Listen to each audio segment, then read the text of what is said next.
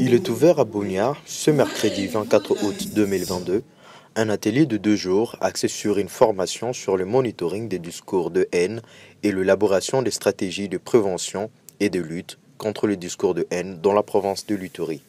Madame la coordonnatrice de la Commission nationale des droits de l'homme en Ituri, CNDH, en donne le principal motivation. D'abord le titre, nous parlons de discours de haine.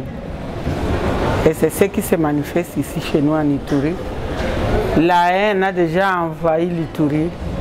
Il y a l'excitation, mais il y a aussi le discours qu'on trouve.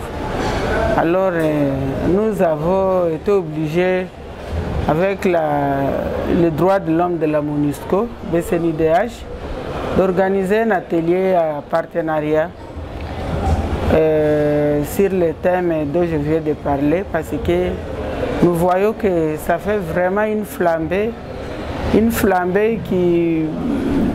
de violence qui mène vraiment à ces conflits communautaires. Je dirais l'humanité connaît l'Ituri à travers les tueries, les massacres, à travers les pillages, les destructions des biens, alors que nous étions vraiment une puissance en Ituri. Ce qu'on importait à Kinshasa, ça ne peut pas, même au niveau de l'Ouganda, les pays voisins, on connaît l'Ituri à travers ses ressources. Et aujourd'hui, nous sommes vraiment par terre. Je vous remercie. Merci. L'image de l'Ituri est vraiment salie.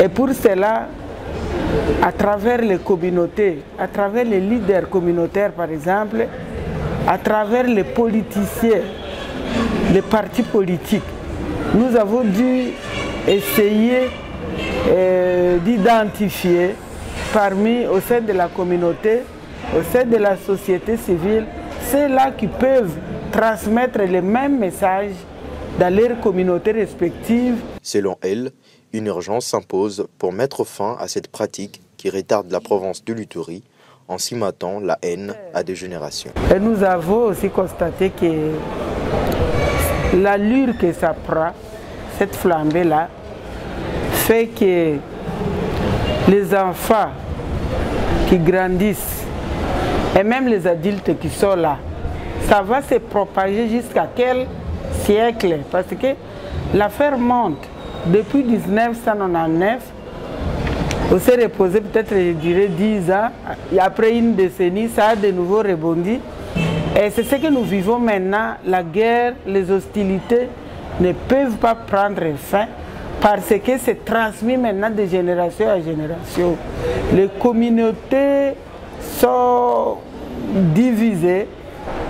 Les communautés sont discriminées, les communautés sont exclues, donc il n'y a pas de... sont vraiment rompus en Ituri.